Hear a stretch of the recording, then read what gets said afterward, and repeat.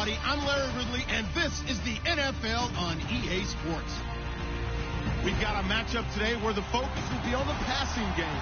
The Ravens are top 10 at defending the pass, and they'll be going up against the Steelers, who will need to solve that secondary. Larry, we are coming to you from the heart of Baltimore, nestled between Russell Street and I-395. We're at M&T Bank Stadium. The scene a few moments ago, here it is. It's unlike any other in sport as both teams made their way out of the tunnel. These folks are fired up as their guys are ready to do battle between the Pittsburgh Steelers and the Baltimore Ravens.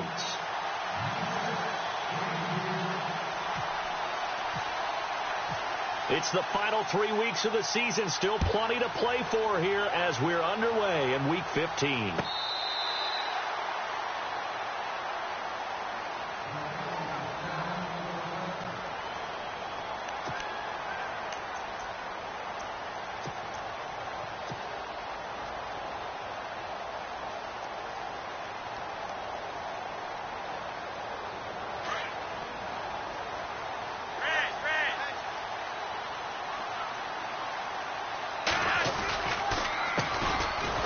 Carry now for Kenneth Dixon.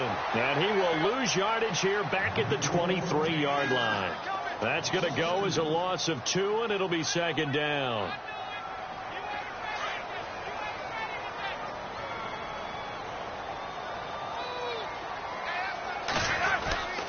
Right back to Dixon.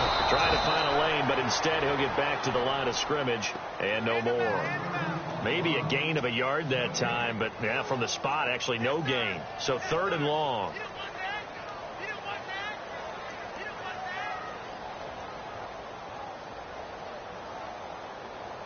Three and out, a real danger here on their opening drive as they come up on a 3rd and 12.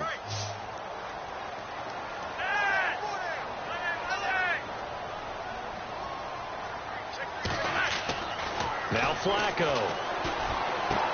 That's caught out left by Perriman. And this one will go to the 28-yard line. Just a 5-yard pickup, and it leads to 4th down. There's an example of good situational football being played by a defense. They understood where the 3rd down play was, the down and distance, and made sure that they didn't get anywhere near that, bringing up 4th down. Yeah, they were sniffing out that marker, didn't want to let him get close to there, and now a likely 3 and out to start. Yeah, I love the way they rallied to the football, got to him, and made sure they didn't give up much run after catch.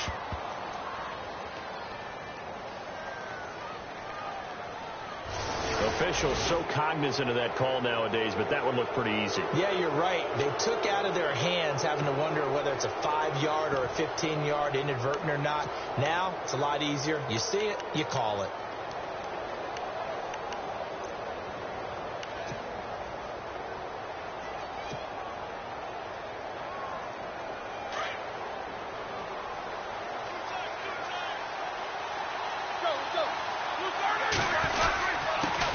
Roethlisberger going to hand to Bell. And this defense feeling the encouragement. They stop him at the line of scrimmage on the first play of the afternoon. Officially no gain on the play, and it's second down.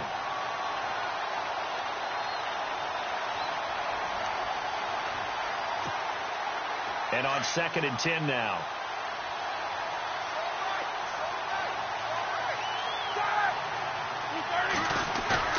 Now it's Roethlisberger. Going deep here for Bryant. And he's unable to grab it. Thought he might have had position, couldn't hold on, 3rd down.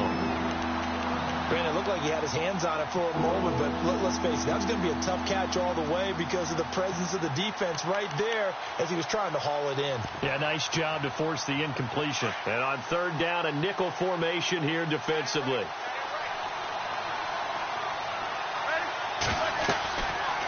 They'll run it now out of the gun. And not even back to the line of scrimmage this time as they're on him quickly once more. They'll wind up losing 4 yards on the play. And that's going to bring up a 4th down.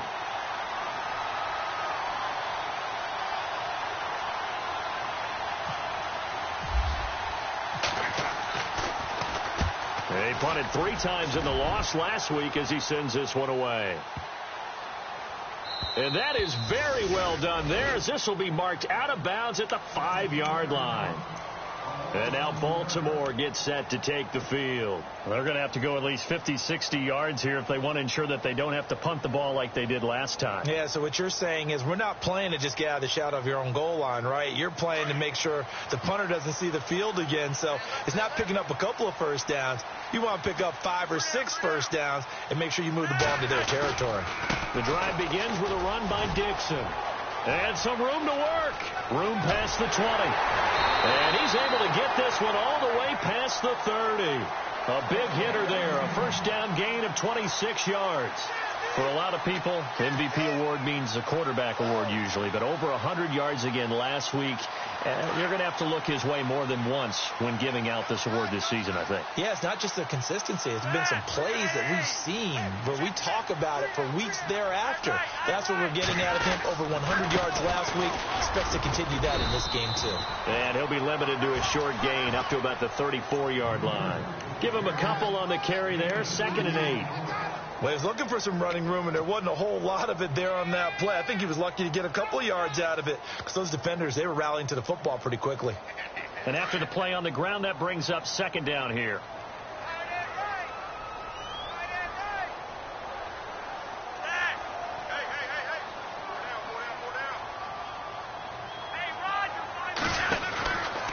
Flacco gives off to Dixon. Not much there. Maybe a couple up to the 35. I do know from experience that when you slow down someone's running game, you're now doing the dictating on defense. And guess what? Now you're getting ready to tee off on their quarterback because they have to throw it all the time. But you still have to be alert for the draws and other plays of that nature to make sure you don't get hurt. 3rd down. Flacco needs a decent chunk of yardage. That is caught. It's Perriman.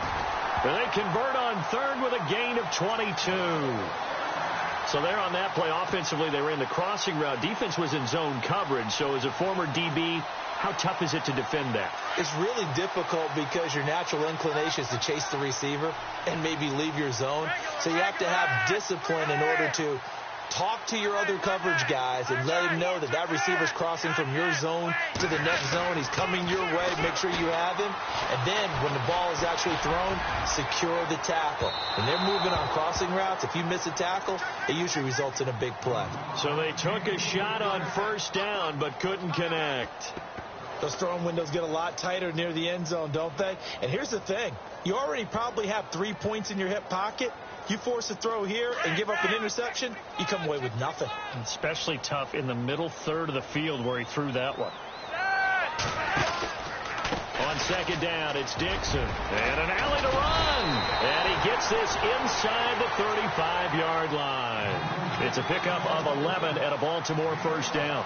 Getting the sense, Charles, are going to put a big emphasis this afternoon on the run game. And why not? What we're seeing so far, working pretty well from them. And here's the best part. We always talk about the best performers do their job when the lights come on. I think he likes natural light best. Now a play fake here on 1st down. Oh, he's got a man wide open, complete. And all the way in for a Ravens touchdown. Max Williams, his 4th touchdown on the year. And the Ravens have taken the early lead.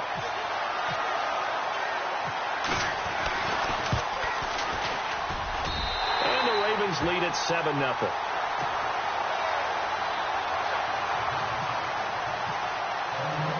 Here's Tucker now out to kick this one away. Fielded about a yard deep. And he'll take it back to about the 19-yard line. The Steelers offense now, they get ready to head back on the field. The partner just looking at some of the struggles they've had this season. The playoffs are not in their future. As they start to peer toward the offseason, what moves might they make? I think the running back position, and I know we talk all the time about the NFL being a passing league, but the teams that run the ball effectively, they're the ones that go deep into the playoffs and go to the Super Bowl. They have to upgrade here. And you and I both know in recent years. And he's taken down. Back at his own 7.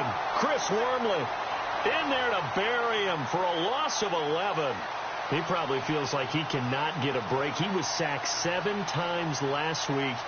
And here we go again in the first quarter. And we always talk about the internal clock of a quarterback in the pocket and how he has to have a real keen sense of it in order to get rid of the football. After being sacked 7 times last week, that clock has been sped up.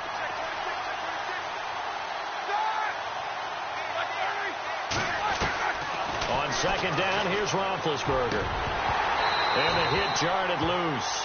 It's incomplete. And this passing game's whole offense really didn't show up in the loss last week, and it hasn't started all that great here either. And they can't let that incompletion become an uh-oh moment. Like, oh boy, here we go again. Just like last week, each game is its own entity, treated as such. An update from a game going on in Indianapolis. And the Jags, they're out to an early lead there. Remember to keep an eye on the ticker, of course, at the bottom of your screen for updates on that game and others around the NFL. Now Ben on 3rd and long. He's going to wind up and air it out. Now a clash of bodies here, and it's intercepted. Tyus Bowser with a pick, and they are going to set up shop at the 40-yard line. Well, it's 3rd and long, and you've got a few different ways to play it offensively. But this is not the type of offense that's going to wave the white flag. They're going to keep chucking it. And this time, it results in an interception.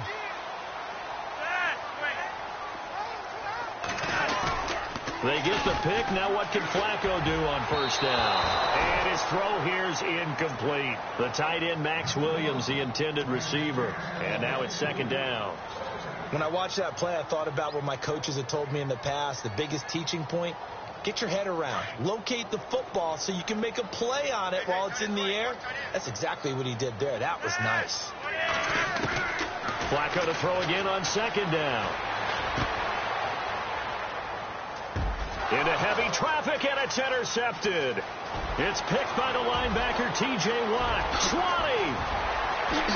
And he brings this one back. It's a pick 6 for a Steeler touchdown. Short throw, pick 6 right there. Those linebackers, they love when those short throws come and those eyes get real wide, don't they? How about the anticipation on the play? Reading, reacting, and then the ability to catch the football and take it in the opposite direction.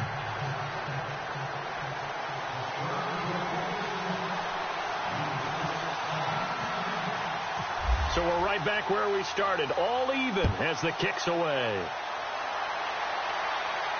And no return on this one as the fair catch is signaled for and taken. And now here come the Ravens. And last time, decent field position through the pick 6. Obviously costly. But they can't afford to just bunker in now. All right, good field position means go ahead and attack on offense. Try and press the advantage a little bit.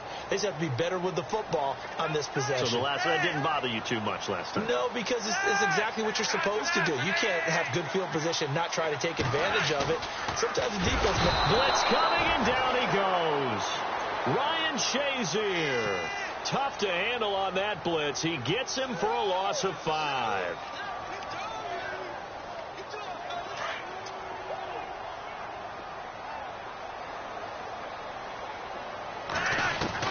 Flacco here on 2nd down.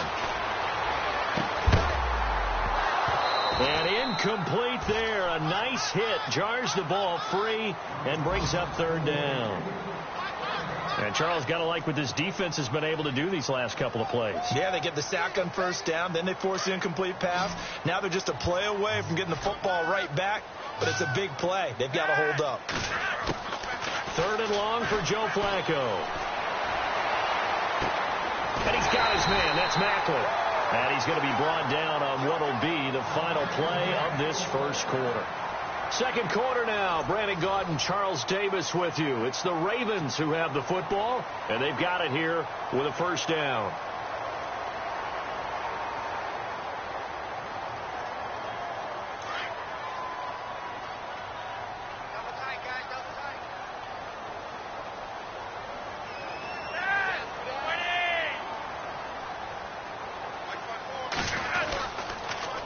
Dixon on the give from Flacco. And he's going to bowl his way forward to the 48. Just what you want on a 1st down run. Call it 8 yards. And it's 2nd and 2.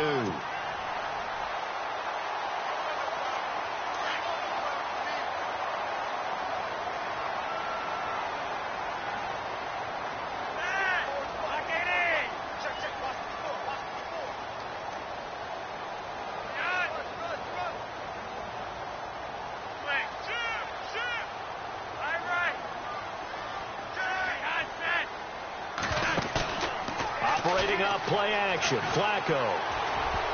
And that one was nearly picked. Not sure he was accounting for the free safety. That brings up third down.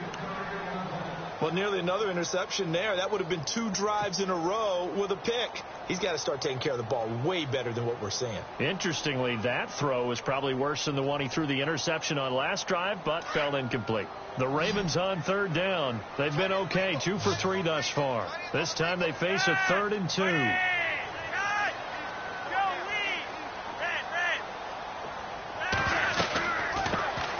First carry for the vet, Danny Woodhead. And he's got enough for the first across midfield to the 48. Just 4 yards on the pickup, but that's good enough to extend the drive.